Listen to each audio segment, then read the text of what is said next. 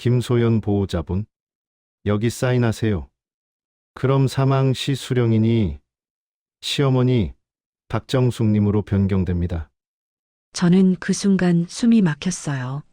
서류 위에 적힌 이름을 보는데 손이 얼어붙더군요. 고개를 들었습니다.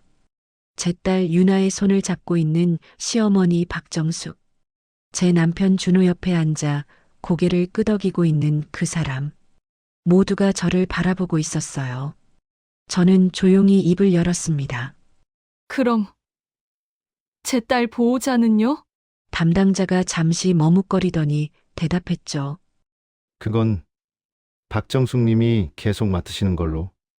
그 말을 듣는 순간 모든 게 명확해졌습니다. 저는 그 자리에서 서류를 덮었어요.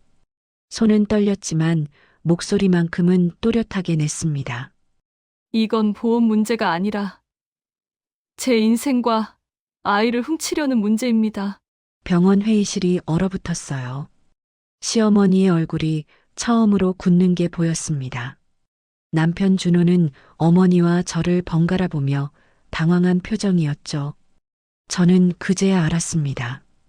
결혼 후 7년 동안 제가 얼마나 무력한 사람으로 만들어졌는지를요. 너는 혼자선 아무것도 못해. 다 너 위해서야. 시어머니가 늘 하던 말들이 귓가에 맴돌았어요.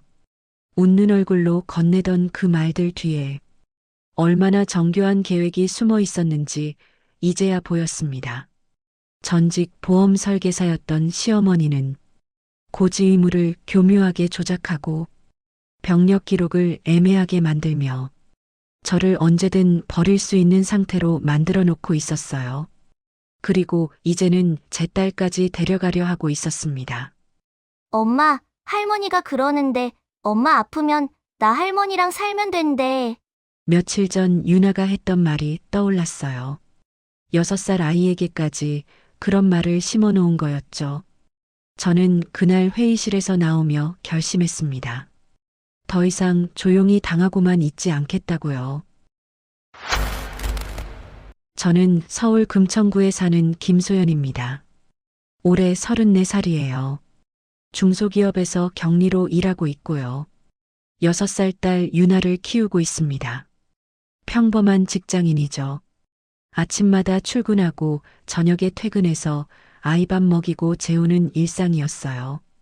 특별할 것 없는 삶이라고 생각했습니다. 결혼은 7년 전에 했어요. 남편 이준호를 만난 건 회사 동료 소개로였죠. 첫인상은 괜찮았습니다. 조용하고 착한 사람 같았거든요. 결혼 준비하면서 시어머니 박정숙을 처음 만났을 때 저는 안심했어요. 어머니가 보험 설계사 출신이셔. 준호가 자랑스럽게 말했던 게 기억납니다. 그럼 우리 보험 같은 거 잘 아시겠네요. 저는 순진하게 그렇게 생각했어요. 실무를 잘 아는 든든한 분이구나. 우리 살림에 도움이 되겠다. 그때는 정말 몰랐습니다. 그 전문성이 저를 조종하는 무기가 될 줄은요. 결혼식 날 어머니가 제 손을 잡으며 말했어요. 소연아, 앞으로 아프거나 힘든 일 있으면 다 얘기해. 내가 다 챙겨줄게. 따뜻한 말이었죠. 친정 어머니처럼 느껴지기도 했습니다. 저는 감사한 마음으로 대답했어요. 네, 어머니. 잘 부탁드립니다. 신혼 초에는 정말 잘해주셨어요. 집들이 할 때도 이것저것 사다 주시고요. 유나 낳았을 때는 산후조리까지 도와주셨습니다. 우리 며느리는 몸이 약해서 내가 챙겨줘야 해. 어머니는 늘 그렇게 말했어요. 저는 그저 고마웠습니다. 시어머니가 이렇게 잘해주는데 제가 얼마나 운이 좋은가 싶었죠. 하지만 그게 착각이었다는 걸 깨닫기까지는 오래 걸리지 않았습니다. 결혼 1년쯤 지났을 때였어요. 건강검진을 받으러 병원에 갔는데요. 어머니가 갑자기 따라오셨습니다. 소연아, 혼자 가면 또 검사 항목 빼먹잖아. 내가 같이 갈게. 저는 사실 혼자 가도 괜찮았어요. 검진 정도는 제가 충분히 할 수 있었죠. 하지만 어머니가 워낙 강하게 우기셔서 함께 갔습니다. 병원 접수대에서였어요. 의사 선생님이 문진표를 건네며 물었습니다. 가족력이나 과거 병력 있으신가요? 제가 대답하려는데 어머니가 먼저 말했어요. 우리 며느리는 소화기가 약해요. 그리고 스트레스 받으면 두통도 자주 오고요. 저는 어머니를 쳐다봤습니다. 소화기가 약하다는 건 맞는데요. 두통은 가끔 있는 정도였거든요. 어머니, 제가 말씀드릴게요.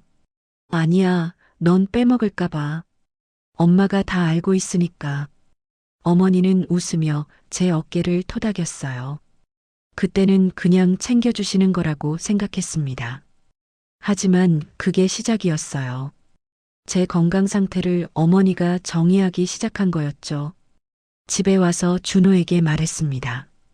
오늘 어머니가 병원까지 따라오셨어. 그래. 엄마가 소연이 걱정돼서 그러신 거야. 준호는 대수롭지 않게 넘겼어요. 저도 그때는 그런가 보다 했습니다. 어머니가 저를 걱정해 주시는구나. 감사한 일이지 뭐.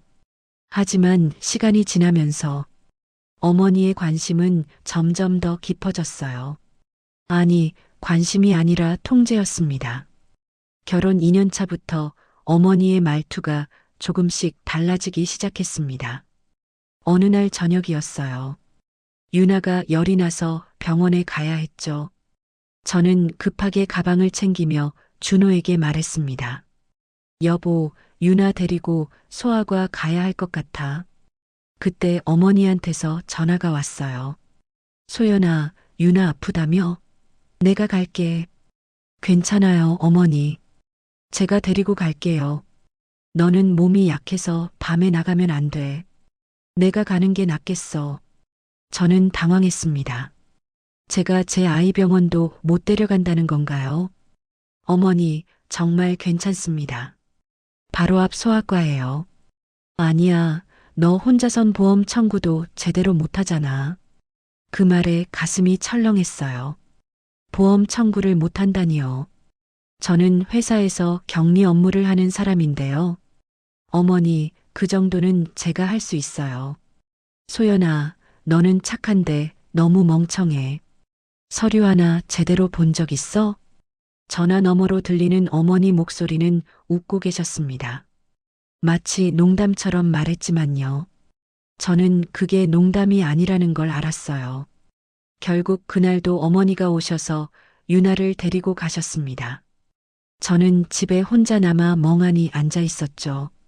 왜 제가 제 아이 병원도 못 데려가는 걸까? 왜 제가 무능한 사람 취급을 받는 걸까? 머릿속이 복잡했습니다. 다음 날 회사에서도 계속 그 생각뿐이었어요. 동료가 물었습니다. 소연 씨, 괜찮아요? 안색이 안 좋은데. 아, 네. 괜찮아요. 괜찮지 않았지만 말할 수가 없었죠.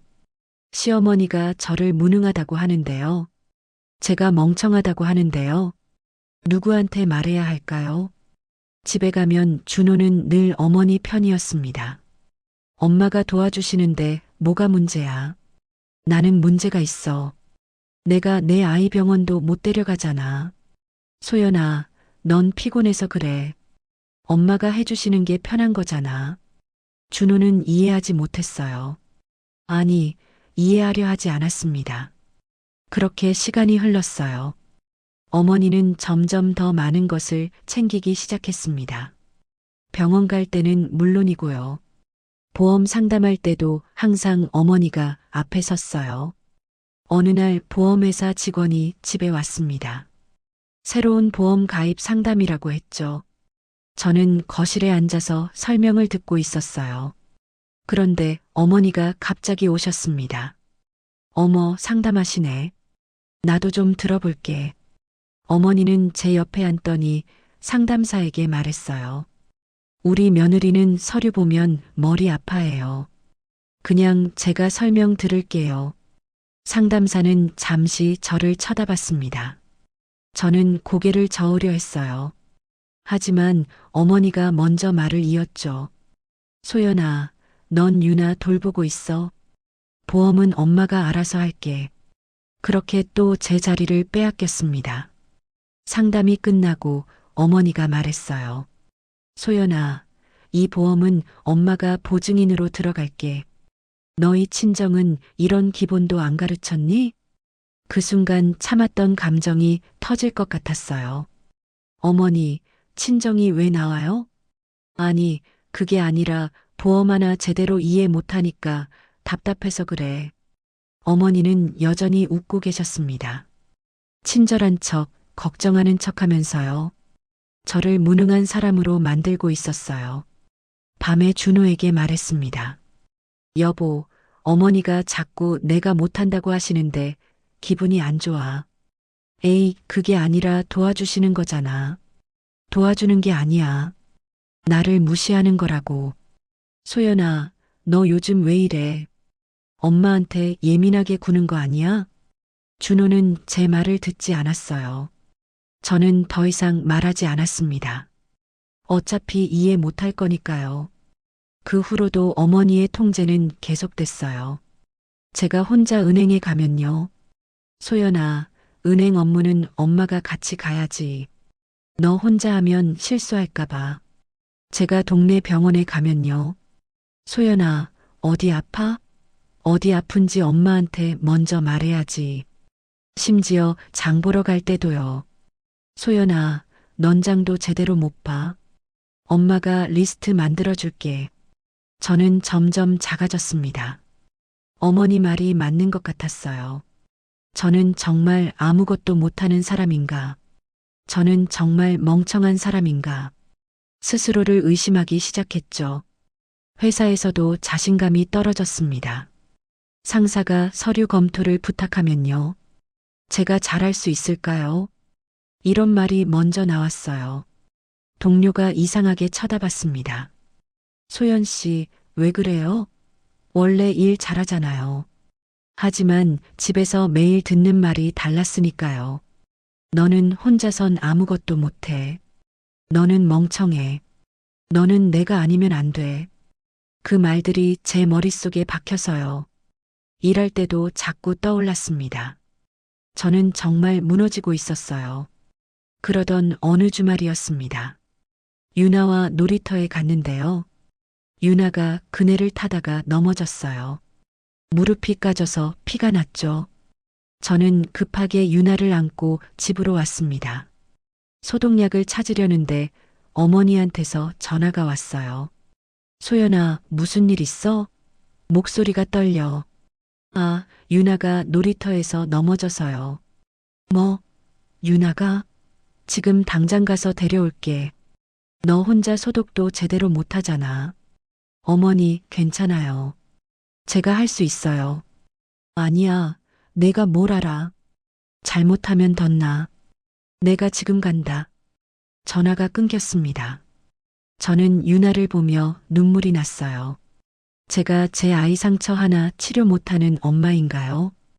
유나가 물었습니다. 엄마, 왜 울어? 아니야, 유나야. 엄마 안 울어. 하지만 눈물은 계속 났어요. 15분 뒤 어머니가 오셨습니다. 현관문을 열자마자 말했죠. 유나야, 할머니 왔어. 엄마는 이런 거 못하니까 할머니가 해줄게. 어머니는 제게서 유나를 데려갔습니다. 저는 그 모습을 멍하니 바라만 봤어요. 무력했습니다. 정말로 아무것도 할 수 없는 사람이 된 것 같았죠. 그날 밤 유나를 재우고 나서요. 저는 욕실에 들어가 거울을 봤습니다. 거울 속 제 모습이 낯설었어요. 언제부터 이렇게 자신감 없는 얼굴이 됐을까? 언제부터 이렇게 무기력한 사람이 됐을까? 그때 깨달았습니다. 어머니는 저를 걱정해서 도와주는 게 아니었어요. 저를 통제하기 위해서요. 저를 무력하게 만들기 위해서였습니다. 웃는 얼굴로 건네는 말 한마디 한마디가요. 저를 갉아먹고 있었던 거예요. 그날 이후로 저는 어머니를 조금씩 관찰하기 시작했습니다. 어머니가 유나에게 어떤 말을 하는지요. 어떤 식으로 아이를 대하는지 지켜봤어요. 그리고 한 달쯤 지났을 때였습니다. 유나 유치원 하원 시간에 제가 일찍 퇴근했어요. 평소엔 어머니가 데려오시는데요. 그날은 제가 직접 데리러 갔죠. 유나는 제 얼굴을 보더니 달려왔습니다. 엄마, 유나야, 엄마가 오늘 데리러 왔어. 유치원에서 집까지 걸어오는 길이었어요. 유나가 갑자기 이런 말을 했습니다. 엄마, 할머니가 그러는데 엄마 아프면 나 할머니랑 살면 된대. 저는 걸음을 멈췄어요. 심장이 쿵 내려앉는 느낌이었습니다. 유나야, 할머니가 언제 그런 말 했어? 어제. 할머니 집에서 놀 때. 왜 그런 말씀하셨을까? 유나는 고개를 갸우뚱했어요. 엄마는 혼자 아무것도 못한대. 보험이랑 병원 다 할머니가 해줘야 된대. 그 순간 온몸에 소름이 돋았습니다. 6살 아이에게요. 어머니는 이런 말을 심어놓고 있었어요. 엄마는 무능하다. 엄마는 혼자 아무것도 못한다. 그러니까 할머니가 있어야 한다고요. 저는 유나를 안았습니다. 유나야, 엄마는 아프지 않아. 그리고 엄마는 유나 돌볼 수 있어. 근데 할머니가 엄마 약하다고 했어. 아니야, 유나야. 엄마는 괜찮아.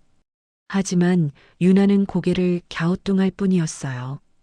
이미 어머니의 말이 아이 머릿속에 박힌 거였죠. 집에 도착해서 유나를 재우고요. 저는 준호에게 말했습니다. 여보, 어머니가 유나한테 이상한 말 하신 것 같아. 무슨 말? 나 아프면 유나가 할머니랑 살면 된다고 했대. 준호는 별일 아니라는 듯 말했어요. 그게 뭐가 이상해. 엄마가 유나 걱정돼서 그러신 거지. 아니야, 이건 달라. 유나한테 내가 무능하다는 인식을 심고 있다고. 소연아, 너 요즘 엄마한테 너무 예민한 거 아니야? 준호는 이해하지 못했습니다. 아니, 이해하려 하지 않았어요. 저는 더 이상 말하지 않았습니다. 대신 제가 직접 알아보기로 했죠. 다음 날 회사에서 점심시간에요. 저는 어머니가 가입시켜준 보험 서류들을 다시 봤습니다. 그동안 한 번도 제대로 본 적이 없었거든요. 어머니가 다 알아서 해주신다고 했으니까요. 서류를 펼쳐보는데요. 이상한 점이 눈에 들어왔습니다. 보장 내용이 일반적인 것과 달랐어요. 특약 조항도 애매하게 적혀 있었고요. 고지 의무 부분도 뭔가 불분명했습니다. 저는 회사 동료 중에 보험 쪽 일했던 선배에게 물어봤어요. 선배, 이 서류 좀 봐주실래요? 선배는 서류를 받아들더니 눈살을 찌푸렸습니다. 소연 씨, 이거 누가 짜준 거예요? 시어머니요. 보험 설계사 출신이세요. 이 구조는 좀 이상한데요. 어떤 게요? 선배가 서류를 가리키며 설명했습니다. 이 고지 의무 부분 봐요. 병력을 너무 애매하게 기재했어요. 나중에 보험금 청구할 때 문제될 수 있어요. 무슨 문제요? 고지 의무 위반으로 보험금 못 받을 수도 있어요. 보험사에서 이걸 근거로 거부할 수 있거든요. 순간 머릿속이 하얘졌습니다. 그럼 제가 큰 병 걸리면요? 그때 보험금 청구했는데 이 기록 때문에 거절당할 수 있죠. 선배는 또 다른 부분을 짚었어요. 그리고 이것 봐요. 보호자 권한이 시어머니한테 과도하게 몰려 있어요. 보호자 권한이요? 네. 보험금 수령 권한이랑 의료 결정 권한이요. 보통은 배우자나 본인이 갖는데 이건 시어머니 중심으로 짜여 있어요. 저는 손이 떨렸습니다. 이게 무슨 의미인지 알 것 같았거든요. 선배, 이거 일부러 이렇게 만든 걸 수도 있나요? 선배는 잠시 망설이더니 말했어요. 글쎄요. 확신은 못하지만요. 설계사 출신이면 이런 구조가 어떤 결과를 낳는지 알 거예요. 그럼 고의일 수도 있다는 거죠? 그건 제가 단정할 순 없어요. 하지만 이 구조는 분명 문제가 있어요. 점심시간이 끝나고 자리로 돌아왔는데요. 저는 일이 손에 잡히지 않았습니다. 어머니가 짠 보험 구조가 계속 떠올랐어요. 고지 의무를 애매하게 만든 것, 병력 기록을 불분명하게 한 것, 보호자 권한을 어머니께 집중시킨 것. 이건 실수가 아니었습니다. 전문가가 의도적으로 만든 거였어요. 왜요? 저를 언제든 버릴 수 있게요. 저를 무력하게 만들어 놓기 위해서였습니다. 퇴근하고 집에 왔는데요. 어머니가 유나를 데리고 계셨어요. 어머니, 오늘 왜 오셨어요? 소연아, 유나 저녁 먹이러 왔지. 너 피곤해 보이더라. 어머니는 웃고 계셨습니다. 늘 하시던 그 친절한 미소였어요. 하지만 이제는 그게 달리 보였습니다. 저를 걱정하는 게 아니라요. 저를 통제하고 감시하는 거였죠. 어머니, 괜찮아요. 제가 할게요. 아니야, 넌 쉬어. 엄마가 다 할게. 어머니는 주방으로 가셨어요. 저는 유나를 안고 소파에 앉았습니다. 유나가 말했어요. 엄마, 할머니가 오늘도 왔어. 할머니 엄마보다 더 자주 와. 그 말이 가슴에 박혔습니다. 아이 눈에도 보이는 거였어요. 할머니가 엄마보다 더 많이 관여한다는 걸요.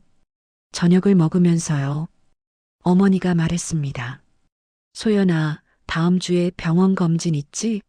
내가 같이 갈게. 어머니, 혼자 갈 수 있어요. 아니야, 너 혼자 가면 또 못 빼먹어. 내가 가야 해. 어머니, 정말 괜찮아요. 소연아, 왜 자꾸 거부해? 엄마가 도와주는데. 어머니 목소리가 조금 날카로워졌어요. 저는 더 이상 말하지 못했습니다. 어머니 앞에서 저는 늘 작아졌거든요.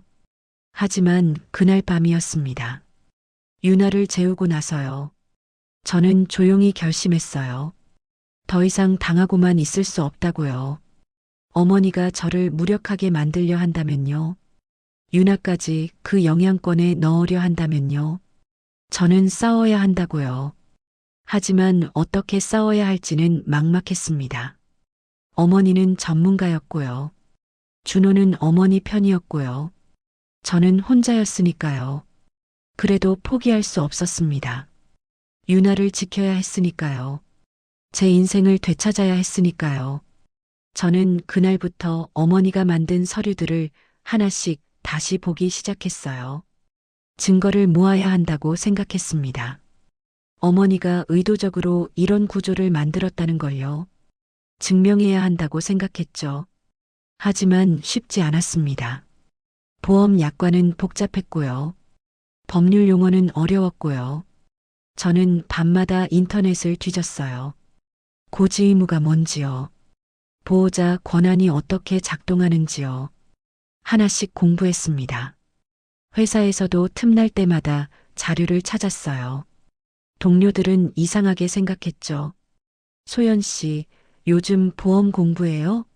아, 네. 그냥 좀 알아보려고요. 사실은 제 인생을 지키기 위해서였습니다. 제 아이를 지키기 위해서였어요. 그렇게 2주쯤 지났을 때요. 저는 확신하게 됐습니다. 어머니가 짠 보험 구조는요. 명백히 의도적이었다는 걸요. 나중에 제가 큰 병에 걸리면요. 고지 의무 위반으로 보험금을 못 받게 만든 거였습니다. 그리고 그때 보호자 권한은 어머니가 갖게 되는 거였고요. 유나도 어머니 손에 넘어가는 거였죠. 완벽한 계획이었습니다. 저를 살리려 한 게 아니라요. 언제든 버릴 수 있게 만들어 놓은 거였어요. 증거를 모으기 시작한 지 한 달쯤 됐을 때였습니다. 저는 어머니가 설계한 보험 구조의 문제점을 정리했어요. 전문가 상담도 받았고요. 이제 어머니와 대면할 준비가 됐다고 생각했죠. 하지만 상대는 한 수 위였습니다. 그날 오후였어요. 회사에서 일하고 있는데 모르는 번호로 전화가 왔습니다. 여보세요? 김소연 씨 맞으시죠? 저는 최은지 보험 설계사입니다. 낯선 이름이었어요. 네, 무슨 일이세요? 시어머님 박정숙 씨와 같이 일하고 있는데요. 만나서 이야기 좀 하고 싶습니다. 심장이 두근거렸습니다. 어머니가 움직인 거였어요. 무슨 이야기요? 전화로는 곤란하고요. 내일 시간 되시나요? 저는 잠시 망설였지만 만나기로 했습니다. 뭔가 알아야 대응할 수 있을 테니까요. 다음날 점심시간에 회사 근처 카페에서 만났어요. 최은지는 40대 초반쯤 돼 보이는 여자였습니다. 깔끔한 정장 차림에 서류 가방을 들고 있었죠. 안녕하세요, 김소연 씨. 네, 안녕하세요. 최은지는 앉자마자 서류 봉투를 꺼냈어요. 그리고 제 앞에 밀며 말했습니다. 이미 서류는 접수됐어요. 네. 무슨 서류요? 보험 변경 서류요. 시어머님과 남편분 동에 다 받았습니다. 저는 서류를 펼쳐봤어요. 보험 수령인 변경, 보호자 권한 이전, 의료 결정권 위임, 모두 박정숙 앞으로 돼 있었습니다. 이게 무슨 짓이에요? 짓이라니요. 정당한 절차예요. 최은지는 차갑게 말했습니다. 시어머님과 남편분이 동의하셨으니까 문제 없어요. 저는 동의 안 했는데요. 본인 동의는 나중에 받으면 됩니다. 지금 취소하면요. 최은지가 저를 똑바로 쳐다봤어요. 업무방해로 고소 들어갈 수도 있어요. 순간 온몸이 얼어붙었습니다. 그게 무슨 말이에요? 이미 접수된 서류를 본인이 일방적으로 거부하면 보험사 업무에 지장을 주는 거죠. 그럼 업무 방해가 될 수 있어요. 말도 안 돼요. 제 동의 없이 진행한 거잖아요. 시어머니랑 남편 동의 다 받았거든요. 본인만 빠지면 비협조 당사자가 되는 거예요. 최은지는 웃지도 않았습니다. 마치 기계처럼 말했죠. 앞으로 병원 갈 일 있으면 시어머님 통해서 처리하세요. 그게 모두를 위해 좋은 겁니다. 모두를 위해서요? 이건 저를 가두는 거잖아요. 가둔다니요. 시어머님이 김소연 씨 잘 되라고 하시는 건데요. 저는 손이 떨렸습니다. 이 사람은 어머니 편이었어요. 아니, 어머니와 함께 이 일을 꾸민 거였습니다. 소연 씨, 현명하게 생각하세요. 지금 서명하시면 문제없이 넘어갑니다. 최은지가 펜을 꺼냈어요. 하지만 저는 서류를 밀쳤습니다. 절대 서명 안 해요. 후회하실 거예요. 후회는 제가 할 테니 신경 쓰지 마세요. 저는 자리에서 일어났습니다. 최은지는 서류를 챙기며 말했어요. 일주일 드릴게요. 그때까지 생각 안 바뀌시면 절차 진행됩니다. 카페를 나왔는데 다리에 힘이 풀렸습니다. 벤치에 앉아 한참을 그대로 있었어요. 어머니가 이렇게까지 할 줄은 몰랐습니다. 제 동의 없이 서류를 진행하다니요. 준호도 거기 동의했다는 게 더 충격이었어요. 저는 떨리는 손으로 준호에게 전화했습니다. 여보, 지금 통화 가능해? 응, 왜? 보험 서류에 사인했어? 준호가 잠시 침묵하더니 말했어요. 아, 그거. 엄마가 부탁하셔서. 내 동의 없이 어떻게 그럴 수 있어? 소연아, 엄마가 다 너 위해서 하시는 거야. 나 위해서? 이건 나를 가두는 거라고. 너 왜 그래? 엄마한테 왜 이렇게 적대적이야? 준호는 이해하지 못했습니다. 아니, 이해하려 하지 않았어요. 여보, 이건 심각한 문제야. 내 인생이 걸린 거라고. 에휴, 알았어. 나중에 집에서 얘기하자. 전화가 끊겼습니다. 저는 그 자리에서 울고 싶었어요. 하지만 눈물도 나오지 않았습니다. 그냥 멍했어요. 제가 준비한 게 부족했구나 싶었습니다. 어머니는 이미 다 준비해놨고요. 준호까지 자기 편으로 만들어놨고요. 최은지라는 공범까지 있었어요. 저는 정말 혼자였습니다. 회사로 돌아왔는데 일이 손에 잡히지 않았어요. 책상 앞에 앉아서 멍하니 모니터만 쳐다봤죠. 동료가 물었습니다. 소연 씨, 괜찮아요? 얼굴이 안 좋은데. 네, 괜찮아요. 거짓말이었습니다. 하나도 괜찮지 않았어요. 퇴근 시간이 됐는데 집에 가기 싫었습니다. 어머니가 계실 것 같았거든요. 하지만 유나를 봐야 했으니까요. 어쩔 수 없이 집으로 향했어요. 현관문을 열었는데 역시나 어머니가 계셨습니다. 소연아, 왔어? 저녁 차려놨어. 어머니는 웃고 계셨어요. 마치 아무 일도 없었다는 듯이요. 어머니, 오늘 최은지 씨 만났어요. 아, 그래. 은지가 잘 설명했지? 설명이요? 협박이었어요. 어머니 얼굴이 굳었습니다. 협박이라니. 그냥 절차 설명한 거잖아. 제 동의 없이 서류 진행하는 게 절차예요? 소연아, 너 위해서 하는 건데 왜 이렇게 나와? 어머니 목소리가 차가워졌어요. 어머니 위해서가 아니라 어머니 위해서잖아요. 뭐? 저를 무력하게 만들어서 통제하려는 거잖아요. 거실이 조용해졌습니다. 유나가 방에서 나오더니 저를 봤어요. 엄마, 할머니랑 싸워? 아니야, 유나야. 엄마랑 할머니는 얘기하는 거야. 어머니가 유나 손을 잡았습니다. 유나야, 할머니랑 방에서 놀자. 엄마는 피곤하시대. 싫어요, 어머니. 유나는 여기 있어요. 저는 유나를 제 뒤로 데려왔어요. 어머니가 저를 쳐다봤습니다. 차갑고 날카로운 눈빛이었죠. 소연아, 넌 혼자 아무것도 못해. 그거 알면서 왜 이래? 저 혼자 할 수 있어요. 못해. 너 없으면 유나도 제대로 못 키워. 그 순간 모든 게 명확해졌습니다. 어머니는 저를 무능한 사람으로 만들고 싶어 했어요. 그래야 유나를 빼앗을 수 있으니까요. 그래야 모든 권한을 가질 수 있으니까요. 어머니, 이제 그만하세요. 뭘 그만해? 저를 가스라이팅 하는 거요. 저를 무력하게 만드는 거요. 어머니가 비웃었습니다. 가스라이팅? 넌 드라마 너무 많이 봤구나. 아니에요. 어머니가 7년 동안 저한테 한 게 가스라이팅이에요. 저는 떨리는 목소리로 말했습니다. 더 이상 안 당할 거예요. 어머니 얼굴이 일그러졌어요. 처음으로 가면이 벗겨진 얼굴이었습니다. 내가 뭘 할 수 있는데? 넌 아무것도 못해. 할 수 있어요. 제가 증명해 보일게요. 어머니는 코웃음을 쳤어요. 좋아, 해봐. 얼마나 하나 보자. 그리고 현관문을 열고 나갔습니다. 문이 닫히는 소리가 크게 울렸어요. 저는 그 자리에 주저앉았습니다. 유나가 제 옆에 앉더니 물었어요. 엄마, 괜찮아? 응, 유나야.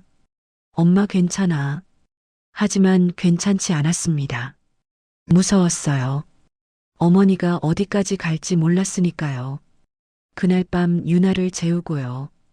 저는 침대에 누워 천장을 봤습니다. 제가 준비한 게 정말 부족했어요. 어머니는 이미 몇 수 앞서 있었고요. 준호도 어머니 편이었고요. 최은지라는 전문가까지 붙어 있었습니다. 저는 혼자였어요. 하지만 포기할 수 없었습니다. 유나를 지켜야 했으니까요. 제 인생을 되찾아야 했으니까요. 저는 그날 밤 결심했습니다. 더 철저하게 준비하겠다고요. 어머니보다 한 수 위로 가겠다고요. 법률 상담도 받고요. 전문가 도움도 받고요. 혼자가 아니라 도움을 구하겠다고요. 그렇게 저는 다시 일어섰습니다. 쓰러질 수는 있어도요. 포기할 수는 없었으니까요. 최은지와 만난 지 일주일이 지났습니다. 저는 그동안 법률 상담을 받았어요. 보험 전문 변호사를 찾아갔죠. 증거 자료도 더 모았습니다. 이제는 싸울 준비가 됐다고 생각했어요. 하지만 어머니는 저보다 빨랐습니다. 그날 저녁이었어요. 유나를 재우고 있는데 휴대폰이 울렸습니다. 어머니였죠. 받지 않으려다가 혹시나 싶어 받았어요. 여보세요. 소연아, 나야. 어머니 목소리는 평소와 달랐습니다. 차갑고 낮았어요. 무슨 일이세요? 유나한테 말해놨어. 네. 뭐요? 엄마가 멀리 여행 가면 할머니랑 살자고. 순간 손에서 휴대폰이 떨어질 뻔했습니다. 어머니, 지금 무슨 말씀하시는 거예요? 너 없어도 유나 키울 수 있어. 나한테 보호자 권한 다 있거든. 심장이 멎는 것 같았어요. 유나는 제 딸이에요. 법적으론 내가 보호자야. 서류상으로 다 돼 있어. 어머니는 웃었습니다. 차갑고 낮은 웃음이었죠. 너 혼자 뭘 할 수 있는지 보자. 유나는 내가 키울 거야. 어머니, 전화가 끊겼습니다. 저는 그 자리에 주저앉았어요. 온몸이 떨렸습니다. 이건 보험 문제가 아니었어요. 서류 문제도 아니었습니다. 어머니는 제 아이를 데려가겠다고 선언한 거였어요. 방문을 열고 유나를 봤습니다. 잠든 얼굴이 평화로웠죠. 저는 유나 이불을 덮어주며 속삭였어요. 유나야, 엄마가 지킬게. 그 순간 결심했습니다. 조용히 막을 단계는 지났다고요. 이제는 정면으로 맞서야 한다고요. 다음 날 아침 일찍 변호사 사무실로 갔습니다. 저는 모든 서류를 꺼내 보여줬어요. 어머니가 짠 보험 구조요. 최은지가 준 서류요. 어머니와 나눈 통화 녹음까지요. 변호사는 서류를 보더니 고개를 끄덕였습니다. 이건 명백한 권리 침해입니다. 그럼 막을 수 있나요? 충분히 가능합니다. 본인 동의 없이 진행된 서류는 무효화할 수 있어요. 보호자 권한도요? 네. 친권은 친모에게 있으니까 시어머니가 임의로 가져갈 수 없습니다. 저는 안도의 한숨을 쉬었어요. 그럼 어떻게 해야 하죠? 일단 보험사에 이의 제기를 하세요. 그리고 병원 측에도 알려야 합니다. 변호사가 서류를 정리하며 말했어요. 이 구조는 고의적 설계 가능성이 높습니다. 고발도 검토해 볼 만해요. 고발이요? 네. 보험 사기 미수로 볼 수 있거든요. 저는 잠시 망설였습니다. 어머니를 고발한다는 게 쉽지 않았어요. 하지만 유나를 생각했습니다. 제 인생을 생각했죠. 진행하겠습니다. 알겠습니다. 제가 준비해 드릴게요. 사무실을 나와 회사로 갔어요. 마음은 여전히 무겁고 불안했지만요. 이제는 물러설 수 없었습니다. 점심시간에 보험사에 전화했습니다. 고객센터입니다. 제 이름으로 진행 중인 서류 있죠? 전부 중단시켜 주세요. 본인 확인 먼저 하겠습니다. 신분 확인을 하고 나서요. 상담원이 말했어요. 확인해 보니 보호자 변경 서류가 접수돼 있네요. 제 동의 없이 진행된 겁니다. 무효 처리해 주세요. 본인 동의가 없었다면 무효 가능합니다. 처리해 드릴게요. 전화를 끊고 나니 조금 숨이 쉬어졌어요. 하지만 이제 시작이었습니다. 퇴근하고 집에 왔는데 준호가 먼저 와 있었어요. 표정이 좋지 않았습니다. 소연아, 엄마한테 전화 왔어. 그래서요? 보험사에서 연락 왔다며? 내가 서류 취소했다고. 네, 제가 했어요. 준호가 한숨을 쉬었습니다. 왜 그래? 엄마가 화나셨어. 화나신 건 어머니 문제고요. 저는 제 권리를 찾은 거예요. 소연아, 제발 좀 이해해. 엄마는 우릴 위해서요? 저는 준호를 똑바로 봤습니다. 여보, 어머니는 저를 무력하게 만들려고 했어요. 유나까지 빼앗으려 했고요. 그게 아니라, 그게 맞아요. 어머니가 유나한테 뭐라고 했는지 알아요? 준호는 대답하지 못했어요. 엄마 여행 가면 할머니랑 살자고 했대요. 6살 아이한테요. 그건 그냥 한 말일 거야. 그냥 한 말이 아니에요. 계획이었어요. 저는 가방에서 서류를 꺼냈습니다. 이것 좀 봐요. 어머니가 짠 보험 구조예요. 준호가 서류를 받아들었어요. 이게 뭐? 고지 의무를 애매하게 만들어서 나중에 제가 보험금 못 받게 만든 거예요. 설마가 아니에요. 전문가한테 확인받았어요. 준호 얼굴이 창백해졌습니다. 엄마가 그럴 리 없어. 그럴 리 없는 게 아니라 이미 그렇게 했어요. 저는 준호를 쳐다봤어요. 여보, 이제 선택해야 해요. 어머니 편에 설 거예요. 아니면 저랑 유나 편에 설 거예요. 준호는 대답하지 못했습니다. 그저 서류만 들여다볼 뿐이었죠. 저는 알았어요. 준호는 끝까지 어머니 편일 거라는 걸요. 그날 밤 저는 결심했습니다. 이혼도 각오해야겠다고요. 유나를 지키려면 준호와도 떨어져야 한다고요. 며칠 뒤였습니다. 변호사에게서 연락이 왔어요. 소연 씨, 병원 측에서 회의 요청이 들어왔습니다. 회의요? 네. 보호자 권한 관련해서 정리가 필요하대요. 언제요? 내일 오후 2시요. 제가 동행하겠습니다. 다음 날 회사에 반차를 내고 병원으로 갔어요. 변호사와 함께 회의실에 들어갔습니다. 그런데 거기 어머니가 앉아 계셨어요. 최은지도 함께 있었죠. 병원 담당자가 말했습니다. 오늘은 김소연 씨 보호자 권한 정리 차원에서 모였습니다. 저는 자리에 앉았어요. 어머니와 눈이 마주쳤습니다. 어머니는 여전히 태연했어요. 다 며느리 잘 되라고 하는 거예요. 담당자가 서류를 펼쳤습니다. 현재 보호자가 박정숙 씨로 돼 있는데요. 그건 제 동의 없이 진행된 겁니다. 제가 말했어요.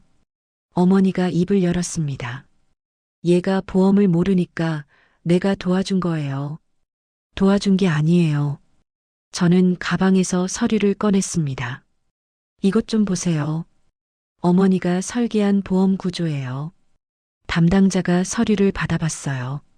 변호사가 설명했습니다. 이 구조는 고지 의무를 의도적으로 애매하게 만든 겁니다. 최은지 얼굴이 굳었어요. 담당자가 약관을 찬찬히 보더니 말했습니다. 이건 고의적 고지 누락 유도 가능성이 있습니다. 순간 회의실이 조용해졌어요. 어머니 얼굴이 처음으로 굳었습니다. 뭐라는 거예요? 난 그냥 어머니 전직 보험 설계사시잖아요. 제가 말했어요. 이 구조가 어떤 결과를 낳는지 모르실 리 없어요. 어머니는 입을 다물었습니다. 담당자가 말했어요. 일단 모든 서류는 보류하겠습니다. 조사가 필요할 것 같네요. 최은지가 일어서려 했어요. 하지만 변호사가 말했습니다. 최은지 설계사님도 이 건에 관여하셨죠? 저는 그냥 업무상이라면 본인 동의 없이 서류 진행한 것도 설명해 주시죠. 최은지는 대답하지 못했어요. 회의는 그렇게 끝났습니다. 회의실을 나오는데 어머니가 저를 불렀어요. 소연아. 저는 돌아봤습니다. 왜요, 어머니? 넌 후회할 거야. 후회는 안 해요. 제 인생을 되찾았으니까요. 어머니는 아무 말 없이 돌아섰습니다.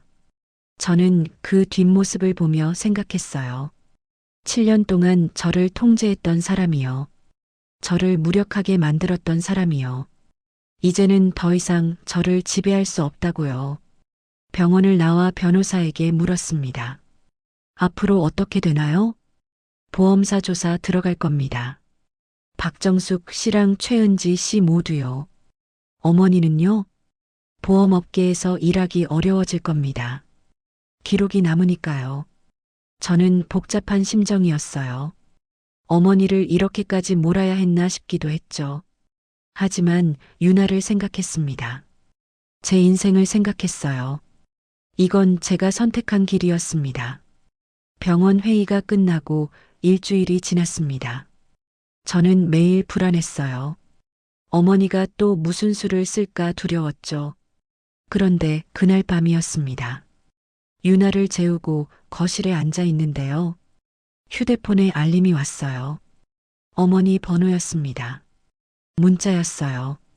소연아, 스피커 켜놨어. 유나 목소리 들어봐. 심장이 철렁했습니다. 바로 전화를 걸었어요. 어머니, 지금 뭐 하시는 거예요? 전화 너머로 어머니 목소리가 들렸습니다. 그런데 스피커폰이었어요. 유나야, 엄마가 멀리 여행 가면 어떻게 할 거야? 유나 목소리가 들렸죠. 할머니랑 살 거예요. 그래, 착하지. 엄마는 유나 혼자 못 키워. 할머니가 있어야 해. 네, 할머니. 저는 손이 떨렸습니다. 어머니, 유나한테 왜 그런 말을 해요? 어머니가 웃었어요. 차갑게요. 사실을 말하는 거지. 너 없으면 유나는 나한테 와. 내가 다 준비해놨어. 그게 무슨 보험도 보호자 권한도 다 내 앞으로 돼 있어. 법적으로 문제 없어. 어머니, 그건 불법이에요. 불법? 다 합법적으로 처리했어. 증명해봐. 전화가 끊겼습니다. 저는 그 자리에 주저앉았어요. 온몸이 얼어붙는 것 같았습니다. 이건 보험 문제가 아니었어요. 서류 문제도 아니었죠. 어머니는 제 아이를 데려가겠다고 선언한 거였습니다. 그것도 유나 앞에서요. 아이 머릿속에 그런 생각을 심으면서요. 눈물이 흘러내렸습니다. 분노와 두려움이 뒤섞인 눈물이었어요. 어머니가 이렇게까지 할 줄 몰랐습니다. 아이를 직접 건드릴 줄은요. 저는 그날 밤 한숨도 자지 못했어요. 유나 옆에서 밤새 생각했죠. 어떻게 해야 할까? 어떻게 유나를 지킬 수 있을까? 새벽 5시쯤 됐을 때 결심했습니다. 더 이상 참을 수 없다고요. 정면으로 맞서야 한다고요. 아침에 회사에 연차를 냈어요. 그리고 변호사에게 전화했습니다. 어젯밤에 어머니가 유나한테 직접 접근했어요. 뭐라고 하셨는데요? 저는 어머니가 한 말을 전부 얘기했어요. 변호사는 한숨을 쉬었습니다. 이건 심각하네요. 아동 학대 소지도 있습니다. 어떻게 해야 하죠? 일단 녹음 파일 있으면 보내주세요. 그리고 당장 접근 금지 가처분 신청하겠습니다. 그게 가능해요? 충분히 가능합니다. 아이 정서에 해를 끼치고 있으니까요. 저는 조금 안심이 됐어요. 하지만 여전히 불안했죠. 어머니가 또 무슨 짓을 할지 몰랐으니까요. 유치원에 전화했습니다. 원장 선생님, 혹시 박정숙이라는 분이 유나 데리러 오시면 절대 보내지 마세요. 네, 할머니 아니세요? 네, 할머니 맞는데요. 지금 법적 문제가 있어서요. 알겠습니다. 부모님 확인 후에만 보내드리겠습니다. 전화를 끊고 나니 조금 숨이 쉬어졌어요. 하지만 마음은 여전히 무겁고 불안했습니다. 오후에 변호사 사무실로 갔어요. 접근 금지 가처분 신청서를 작성했죠. 이게 받아들여지면 어머니는 유나 근처에 못 오나요? 네. 법원 명령이니까 위반하면 처벌받습니다. 얼마나 걸려요? 빠르면 일주일 안에 결정 날 겁니다. 일주일. 그 사이에 어머니가 뭘 할지 몰랐어요. 집에 가는 길에 준호한테 전화했습니다. 여보, 지금 통화 가능해? 응, 왜? 어젯밤에 어머니가 유나한테 전화했어. 그래서? 준호 목소리는 무덤덤했어요. 유나한테 나 없으면 할머니랑 살라고 했어. 침묵이 흘렀습니다. 여보, 이게 정상이라고 생각해? 소연아, 엄마가 그냥이 아니야.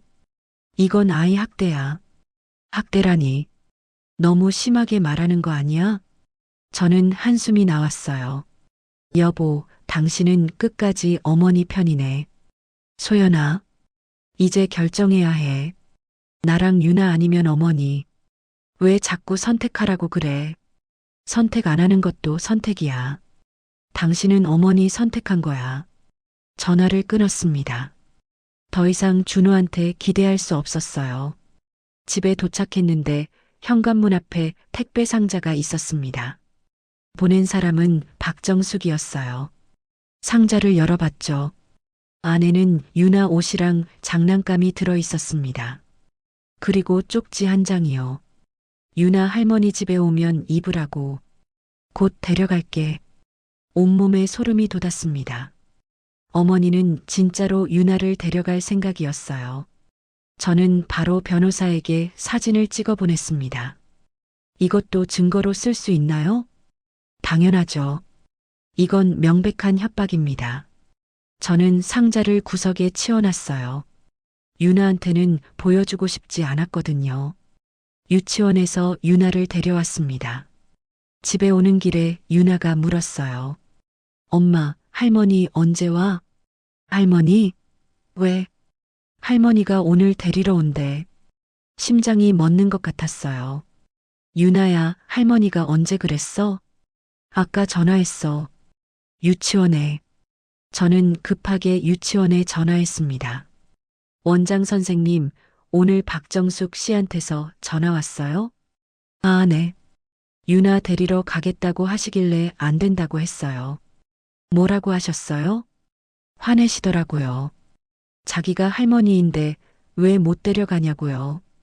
혹시 또 오시면 바로 저한테 연락 주세요. 알겠습니다. 전화를 끊고 유나를 봤어요. 유나야, 할머니가 데리러 와도 절대 따라가면 안 돼. 왜? 엄마가 데리러 올 때까지 기다려야 해. 알았지? 응. 유나는 고개를 끄덕였지만요. 아이 표정이 불안해 보였습니다. 저는 유나를 꼭 안았어요. 유나야, 괜찮아. 엄마가 지켜줄게. 하지만 제 마음도 불안했습니다. 어머니가 정말로 유치원까지 찾아올 줄은 몰랐거든요. 그날 밤 유나를 재우고요. 저는 거실에 앉아 생각했습니다. 어머니는 점점 과격해지고 있었어요. 처음에는 말로 통제했죠. 그 다음엔 서류로 조종했고요. 이제는 유나를 직접 데려가려 하고 있었습니다. 저는 무서웠어요. 어머니가 어디까지 갈지 알 수 없었으니까요. 휴대폰을 보니 준호한테서 문자가 와 있었습니다. 소연아, 엄마한테 너무 심하게 하는 거 아니야. 그래도 유나 할머니잖아. 저는 답장하지 않았어요. 대신 변호사에게 문자를 보냈습니다. 접근 금지 가처분 빨리 진행해 주세요. 급합니다. 알겠습니다. 내일 바로 법원에 제출하겠습니다. 저는 휴대폰을 내려놓고 창밖을 봤어요. 밤하늘이 까맣게 보였습니다. 앞이 보이지 않는 것처럼요. 하지만 저는 포기할 수 없었어요. 유나를 지켜야 했으니까요. 제 인생을 되찾아야 했으니까요. 그날 밤 저는 결심했습니다. 어머니와의 싸움은 이제 시작이라고요. 끝까지 싸우겠다고요. 유나를 절대 내주지 않겠다고요. 창밖을 보며 조용히 다짐했습니다. 어머니, 저는 절대 지지 않을 거예요. 그 말이 밤 공기 속으로 퍼져나갔습니다. 저는 눈을 감았어요. 내일 또 어떤 일이 벌어질지 몰랐지만요. 준비는 돼 있었습니다. 어머니가 무슨 짓을 하든요. 저는 유나를 지킬 거였으니까요. 그게 엄마로서 제가 할 수 있는 전부였으니까요. 그렇게 긴 밤이 지나갔습니다. 내일은 또 어떤 하루가 될까요? 하지만 저는 두렵지 않았습니다. 싸울 준비가 돼 있었으니까요. 유나를 위해서라면요. 저는 무엇이든 할 수 있었으니까요. 일주일 후 법원에서 접근 금지 가처분이 인용됐습니다. 어머니는 유나 반경 100m 이내로 접근할 수 없게 됐죠. 저는 조금 안심했어요. 하지만 어머니는 쉽게 물러서지 않았습니다. 그날도 병원 회의가 있었어요. 보험 구조조사 결과를 듣는 자리였죠. 저는 변호사와 함께 병원 회의실로 갔습니다. 어머니가 이미 와 있었어요. 최은지도 함께였죠. 담당자가 서류를 펼치며 말했습니다. 조사 결과 고의적 고지 누락 유도가 확인됐습니다. 어머니 얼굴이 굳었어요. 이 구조는 나중에 보험금 청구를 막기 위한 설계로 보입니다. 최은지가 변명하려 했어요. 저희는 그냥 일반적이지 않습니다. 담당자가 약관을 가리키며 말했죠. 이건 전문가가 의도적으로 만든 겁니다. 저는 어머니를 쳐다봤습니다. 어머니는 여전히 태연했어요. 다 며느리 잘 되라고 하는 거예요. 얘가 보험을 모르니까요. 저는 서류를 가리키며 말했습니다. 어머니, 이 구조는 제가 나중에 병 걸리면 보험 못 받게 만드는 설계예요. 최은지가 움찔했고요. 담당자가 약관을 다시 보더니 말했습니다. 이건 고의적 고지 누락 유도 가능성이 있습니다. 보험 사기 미수로 볼 수 있어요. 그 순간 어머니 얼굴이 처음으로 굳었어요. 회의실이 조용해졌습니다. 어머니는 아무 말도 하지 못했죠. 담당자가 말했습니다. 모든 서류는 무효 처리됩니다. 그리고 이 건은 금융감독원에 보고될 겁니다. 어머니가 일어섰어요. 이건 말도 안 돼. 하지만 담당자는 고개를 저었습니다. 이미 결정된 사항입니다. 어머니는 저를 노려봤어요. 차갑고 날카로운 눈빛이었죠. 하지만 저는 피하지 않았습니다. 똑바로 마주봤어요. 어머니가 회의실을 나갔습니다. 최은지도 황급히 따라 나갔죠. 저는 그 자리에 남아 한숨을 쉬었습니다. 드디어 끝났구나 싶었어요. 그 후 모든 게 정리됐습니다. 보험 변경은 전부 무효 처리됐고요. 어머니는 보험업계에서 더 이상 일하지 못하게 됐어요. 금융감독원에 기록이 남았거든요. 준호와는 이혼 절차에 들어갔습니다. 어머니 편만 들던 남편과는 더 이상 함께할 수 없었죠. 지금 저는 유나와 둘이 살고 있습니다. 모든 서류는 제가 직접 확인해요. 아무도 제 인생을 대신 결정하지 못하게요. 제가 얻은 교훈은 하나예요. 위하는 척하면서 나를 무력하게 만드는 사람은 가족이 아니라 가해자라는 것. 이야기 들어주셔서 정말 감사합니다.